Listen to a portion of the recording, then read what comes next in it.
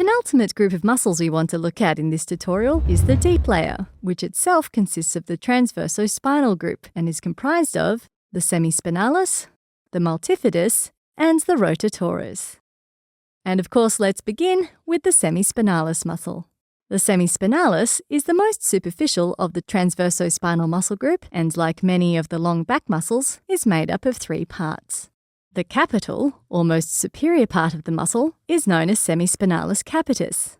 It has its origins on the articular processes of the vertebrae C4 to C7 and the transverse processes of vertebrae T1 to T6. The semispinalis capitis inserts between the superior and inferior nuchal lines of the occipital bone.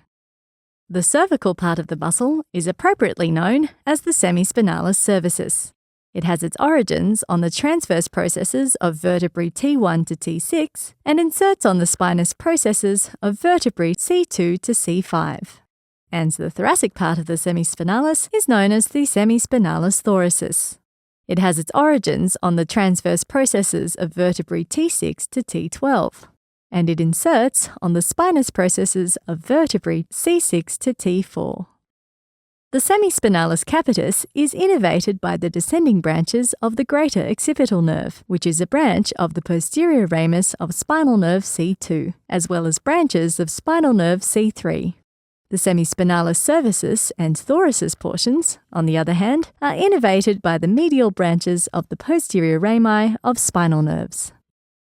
In terms of the functions of the semispinalis, bilateral contraction results in the extension of the head, cervical, and thoracic spine, while unilateral contraction results in the lateral flexion of the head, cervical, and thoracic spine on the same side, with rotation of the head, cervical, and thoracic spine on the opposite side. Next up is the multifidus, which is made up of triangular bundles of muscle that pass superiorly and medially to the spinous processes of their adjacent superior vertebrae, as you can see in this image. And once again, we can divide our muscle into 3 parts. The multifidus cervicis, which originates in the superior articular processes of cervical vertebrae.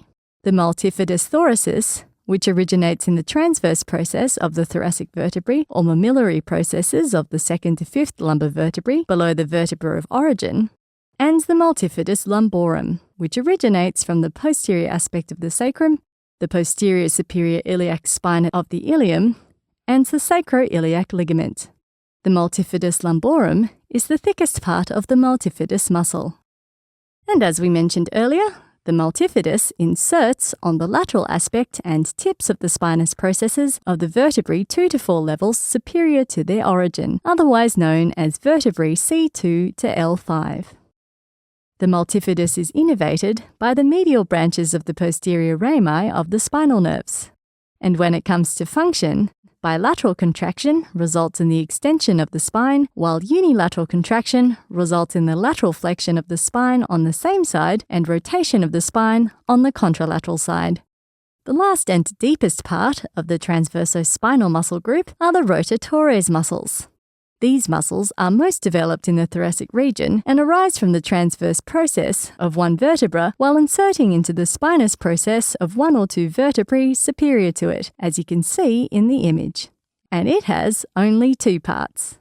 The rotatores brevis, which originates from the transverse processes of the thoracic vertebrae T2 to T12 and insert onto the laminae, or the spinous processes of the vertebra 1 level above their origin, and the rotatores longi, which originates from the transverse processes of the thoracic vertebrae and insert onto the laminae or the spinous processes of the vertebra 2 levels above their origin. Like the multifidus, the rotatores are innervated by the medial branches of the posterior rami of the spinal nerves. And functionally, bilateral contraction of these muscles results in the extension of the thoracic spine, while unilateral contraction results in the rotation of the thoracic spine of the opposite or contralateral side, which makes sense given their name, rotatores. If you found this quick anatomy or physiology video helpful, you'll enjoy our video tutorials even more. Click on the button and you'll see what I mean.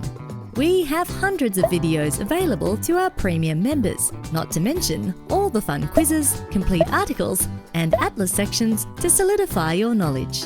Click on the button in the middle to watch the full-length video and master anatomy and physiology.